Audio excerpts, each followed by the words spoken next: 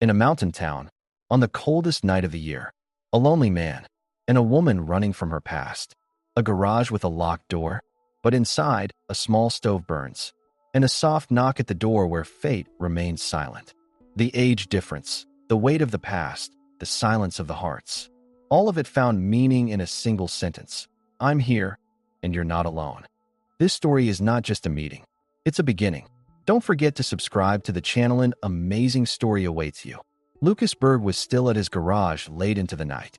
Outside, the snowstorm had intensified, covering the mountain road in white. It was always busy this time of year, but tonight felt different. He could feel it. The silence had settled into the walls. The radio was broken, and there was no phone signal. On typical winter nights, Lucas was used to the solitude, but tonight, something else was in the air. It was past midnight. He had finished his last task and stretched his hands over the stove when a faint sound from outside startled him. At first, he thought it was his imagination. But then, the weak knocking at the door came again. "Who's there?" Lucas called out. The reply came delayed. "Please help." It was a woman's voice, a trembling, tired voice. When he opened the door, he couldn't believe his eyes. A slender but incredibly graceful woman stood there. She had wrapped her hands around her coat and was about to collapse onto her knees. The scent of perfume mixed with the snow. Her lips were purple. Lucas immediately helped her inside. "Sit down right here. Don't get up," he said. He placed her on the old leather chair next to the stove, covering her feet with a blanket. He put a kettle under the boiler and filled it with water for tea. The woman couldn't speak. Her teeth were chattering. Lucas had never experienced anything like this, but his years of living alone gave him instincts. He grabbed the first aid kit. The woman had a small scratch on her wrist, and there was a bloodstain on the hem of her pants. "A dog attacked me," she said with difficulty. "My car went off the road." Lucas cut her off. "Just take a deep breath. You're safe now." Her name was Amelia. She was noticeably older than Lucas, but she wasn't trying to hide it. There was no need to deny it. Age, status, or appearance didn't matter to Lucas. What mattered was humanity. He tore the hem of her pants and bandaged the wound. Her face was red, not from the cold, but from embarrassment. "Thank you," she said in a soft voice. "Only your garage lights were on the road. I prayed for someone to be there." Lucas brought the tea. The small tin stove was grumbling, and snowflakes danced outside the windows like drunken figures.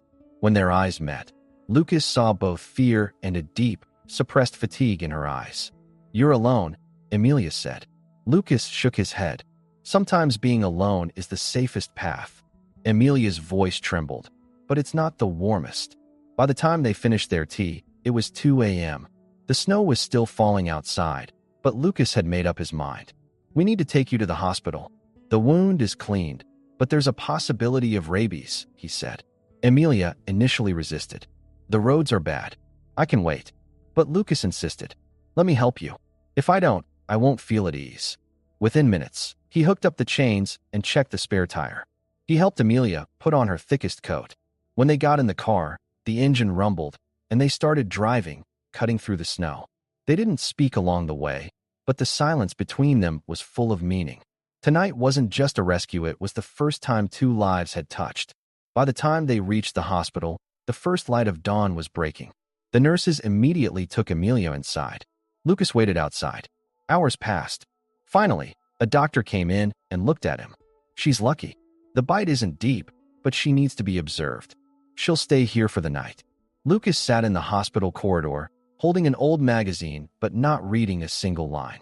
His mind was still on the look they shared. The tired but dignified look Amelia gave him when he first saw her. It felt like the whisper of a soul that didn't want to disappear again. At that moment, the door to the room cracked open. Amelia was lying in the hospital bed, smiling faintly. Lucas stepped inside. "Thank you for being really there," Amelia said. Lucas nodded. "I was there because I didn't want to be anywhere else." In that moment, they both understood. This night wasn't just a rescue, it was a beginning. Lucas hadn't returned to the garage at the first light of dawn. Spending the night on the plastic chairs at the hospital hadn't been hard for him. He was used to it. During his army years, things had been worse. Sleeplessness, uncertainty, the thoughts that came with the silence of the night. All of them were old companions. But tonight was different. As the time on his watch moved forward, his mind kept returning to the same name, Emilia. The woman had slept for about an hour around dawn. It was a silent, deep, but restless sleep. Her eyelids trembled, and her brows occasionally furrowed. As Lucas watched her from the corner of the room, he felt something inside him stir, something he had been suppressing. Sometimes, unfamiliar people remind us of the most familiar feelings. Emilia reminded him of a pain he had tried to forget, that even those not condemned to be alone could end up feeling lonely. As the clock neared 8 in the morning, Emilia slowly opened her eyes.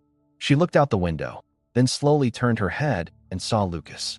"You're still here," she said, almost surprised. Lucas nodded. "I didn't even think about leaving."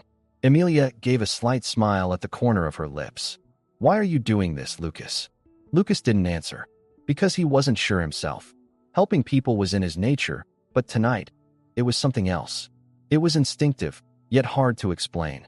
For the first time in years, someone's presence had made him feel not emptiness, but meaning. A nurse entered the room, did a few checks, and then asked, "Is there anyone you'd like us to contact, ma'am?" Emilia shook her head slightly. "No," she said briefly and firmly. Lucas was struck by her answer. No spouse, no children, no siblings. Was there truly no one in this whole world for her? As the doctors left, Lucas quietly approached. "Are you alone, Emilia?" She didn't look away. "I chose to be alone. It's harder to get lost in crowds." Lucas sat down. He understood this answer far too well. But this time, he didn't just listen. "Do you want to tell me? At least, how did you end up on this lonely night, so far away from everything?" After a long silence, Emilia began to speak. Her voice was softer, more real for the first time. "I live in the city. I was a partner at a big law firm. Files, cases, meetings, my life was spent in that office chair. But then, one morning, I looked in the mirror and couldn't remember who I was fighting for." Lucas listened intently. New Year's was coming. While everyone was making plans, I just wanted to escape. Where I went didn't matter. I just wanted silence. I remembered this mountain town from my childhood. I had come here once with my mother. So I jumped in the car and came. But when that dog showed up, I think something was trying to stop me. Lucas nodded. Sometimes the universe chooses harsh ways to slow us down. Emilia's eyes filled with tears. "But you were there. Your light was on. If you hadn't opened the door." "But I did," Lucas cut in. "And you're here." There was silence in the room for a while. Then Lucas stood up. "If the doctors allow, I can take you to my place. It wouldn't be right to stay in the garage. You can rest for a day, and then we'll look at your car." Emilia wanted to say no at first. It was her style to keep her distance, thank him, and move on. But then she took a deep breath. "Okay," she said, "but just for one day. Then I'll leave." Lucas smiled. One day is enough.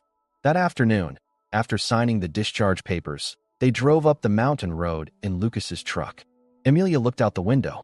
The snow had stopped, but nature was still completely white. Lucas's house looked like a postcard, a stone-walled, wooden-roofed mountain cabin. It was warm. It was quiet. And strangely, familiar. When Emilia stopped in the doorway, she looked around. "This place, it's like time has stopped." Lucas didn't reply. They walked inside. That evening, when Lucas brought Emilia home, he habitually placed firewood in the stove. The cabin was warm, but the air between them was tense. Neither he nor Emilia spoke.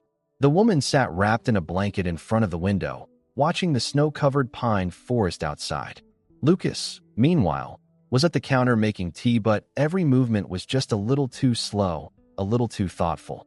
Emilia's phone, after days of being without signal, finally got a connection. Notifications flooded the screen like rain. Incoming calls, missed messages, but she didn't respond to any of them. One message simply read, "Are you okay? The press is asking where you are." Lucas didn't see that message, but he noticed the quick change in Emilia's expression. Something was being hidden. Maybe her past wasn't just about stepping away from a job, but escaping a scandal, a downfall, or a betrayal.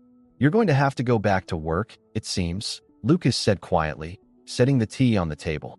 Emilia didn't take her eyes off the window as she spoke.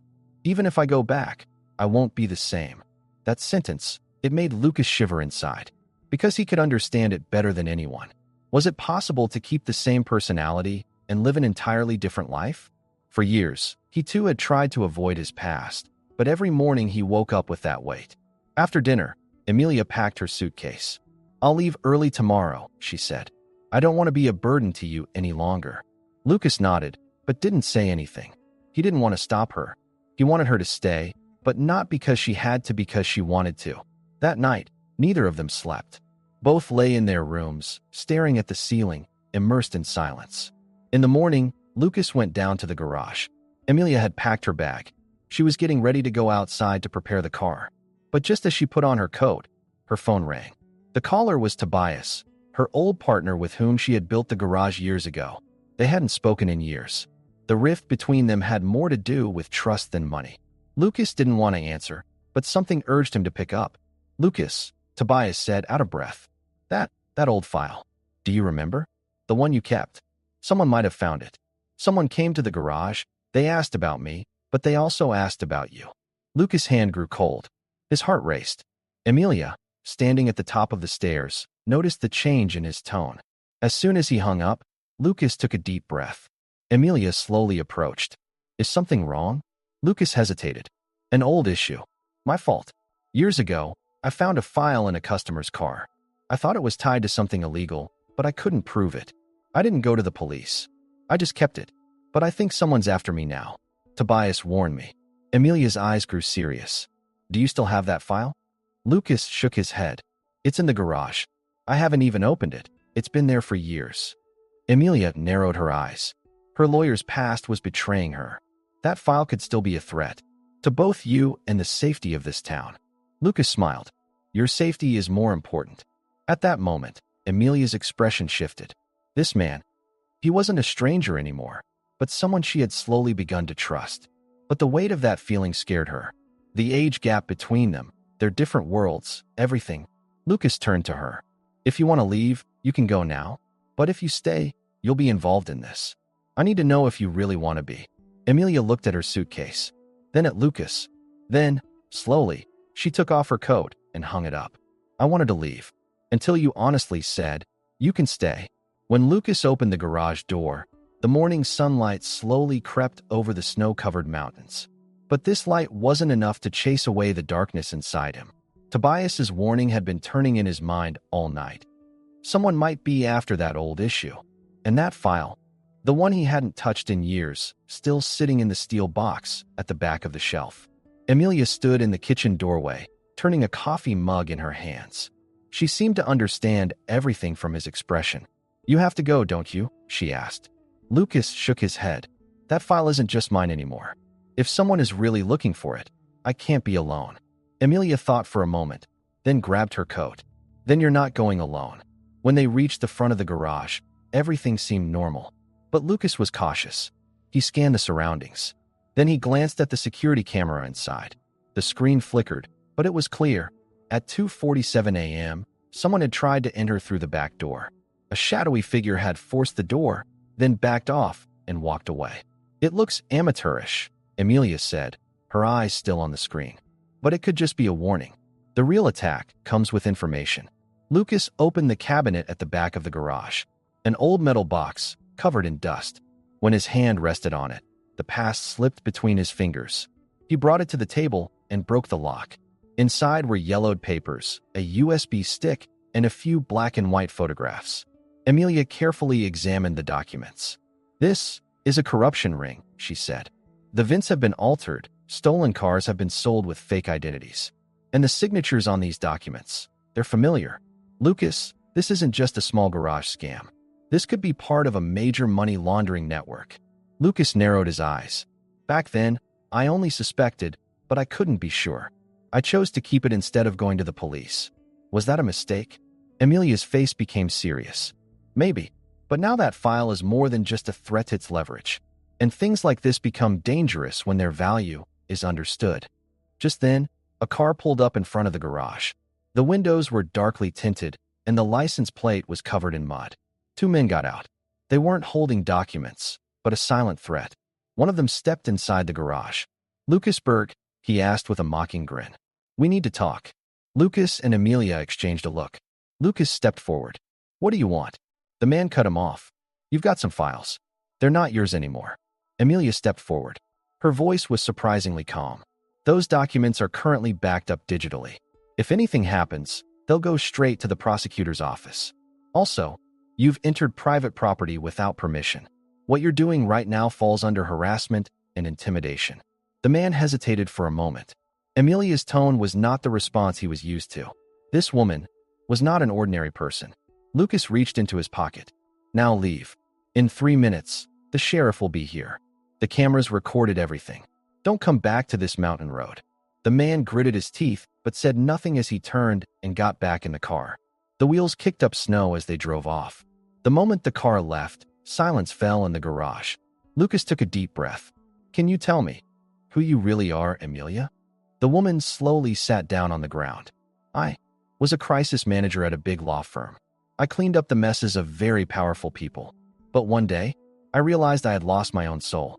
Covering up things like what's in these documents was my job, until I looked into the eyes of a victim.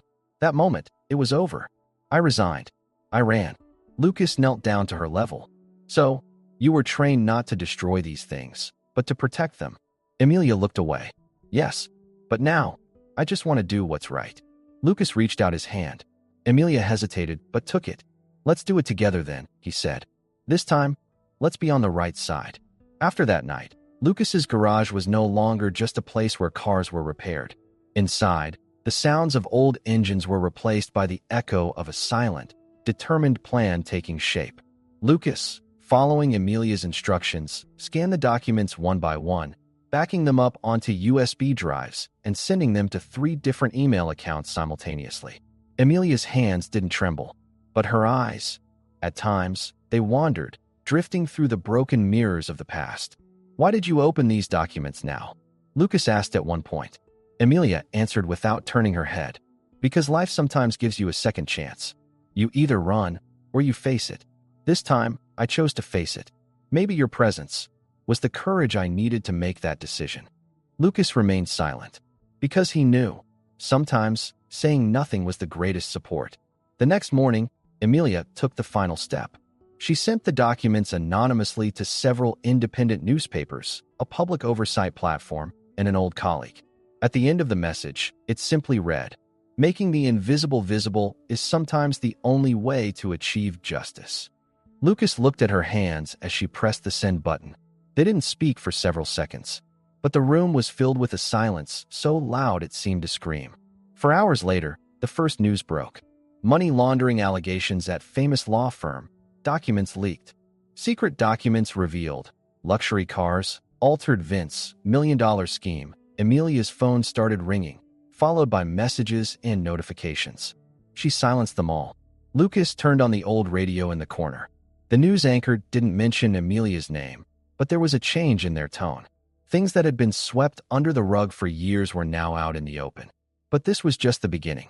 In the afternoon, while Lucas was in the garage, a black SUV pulled up in front. The woman who stepped out paused when she saw Emilia. She was tall, wearing a suit, with sharp facial features. She looked directly at Emilia through her glasses. "Emilia Roth," she said. Lucas immediately approached. Without saying a word, Emilia moved toward the woman and hugged her. Nina. Nina was Emilia's old partner, the one she had started with, but had gone down different paths. Years ago, Emilia hadn't listened to her warnings, continuing to cover up the firm's dark dealings. Nina pulled back. "Did you do this?" she asked directly. Emilia nodded. "Yes. You've shaken the whole system. Many people are panicking right now. But, thank you. I've been looking for a chance to expose the filth in us for years. And you finally had the courage." Lucas was shocked. This woman wasn't an enemy, she was an ally. Nina turned to him. "Don't let her go. A lot is going to happen from now on." And she left. That night, the garage could have caught fire. There could have been an attack or sabotage, but nothing happened. Because Lucas had thought through every detail and had increased the security systems. This war wasn't a physical one.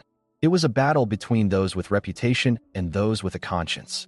Emilia couldn't sleep all night. Lucas sat by the stove in an old chair, making her soup.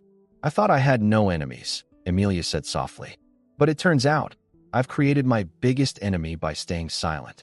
Lucas slowly sat beside her. "You're not alone anymore." For the first time in years, Emilia cried without shame. Not just the sense of justice, but the weight inside her flowed from her eyes. The next morning, a local TV station began their broadcast. clearly saying Emilia's name. A legal process has been initiated. At the center of the allegations is Emilia Roth, who served as the crisis manager for the firm for years. There was a knock at the door. Lucas opened it. Standing in front of him was a plainclothes police officer. Lucas Berg. Lucas nodded. Emilia Roth needs to give a voluntary statement today, but this is not an arrest. It's just part of the process. Emilia stepped forward. Okay, she said. Let's go. Lucas paused for a moment. I'm coming with you. The officer said, You don't need to. Lucas shrugged. It's my decision. Emilia turned to him. There was a tired but determined glint in her eyes.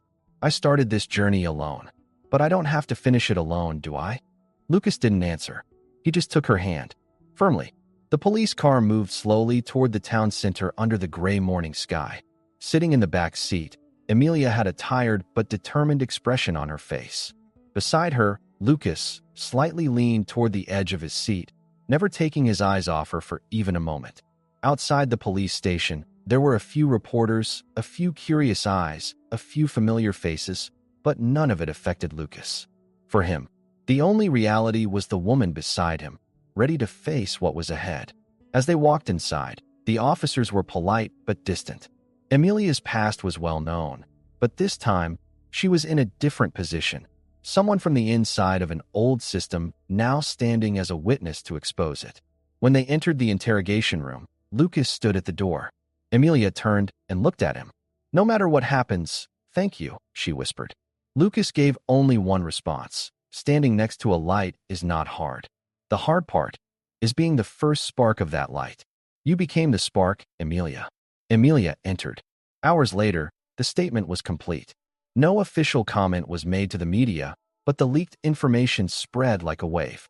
There was no case opened against Emilia yet, but she had become a key witness in a serious investigation. While waiting outside the station, Lucas saw Emilia stop and look at the sun. How strange, she said. I worked in sunny glass buildings for so many years, but for the first time, the sun feels like it's warming me from the inside. The next days passed quietly. Newspapers, headlines, TV screens, they all started digging into Emilia's past identity. But she stayed quietly in Lucas's mountain home. The fresh air, like a layer of snow over dark memories, was slowing everything down. Lucas continued to work in the garage, fixing cars, and in the evenings, he made simple but sincere meals for Emilia. She, on the other hand, read books. For the first time, she realized she was reading for herself, not for others, not for her career, but just for herself. But in the middle of that peace, one morning, an envelope arrived. There was a faint seal on the envelope. Inside, there was only one piece of paper. Thanks to the documents revealed by Emilia Roth, the investigation has concluded. The court found the defendants guilty. A thank you letter is enclosed. Thank you for inspiring a new beginning. As Lucas read the letter, Emilia's eyes filled with tears. For a moment, they were silent. Then Lucas smiled. Isn't it strange? From the woman saved in one night to the hero of society. Emilia smiled, but quickly became quiet. I'm still scared. No matter what, the past could catch up with me. Lucas stood in front of her. Then we'll live today louder than the past. And that evening, the doorbell rang. They looked at each other. Lucas walked to the door. When he opened it, there was a young boy standing there. About 13 or 14 years old, holding a file, his eyes sparkling with excitement. Excuse me, the boy said. Are you Mr. Lucas? Lucas bent down. Yes. My mom read about the woman you helped in the newspaper. I prepared a little project. I chose you as an example of courage. Can I interview you? Lucas, surprised, but smiling, turned to look at Emilia. Emilia gave him an honest smile and nodded. Come on in, Lucas said to the boy. But first, let's have some soup. That night, the house felt crowded for the first time. The smell of soup, laughter, questions, and answers. All of it proved that two people once wrapped in loneliness could now be us. The age difference, the different pasts, the heavy burdens. None of it held meaning when they shared the same soup at the same table. Because sometimes, a stranger knocking on your door on a winter night could become the missing piece of your life. And from that piece, a new chain was born, a life woven with honesty, forgiveness, and second chances. If this story has moved you, and you believe there are unexpected warmths in the midst of loneliness, don't forget to subscribe to our channel, because sometimes a light can rise not only from a stove but from the heart of a person.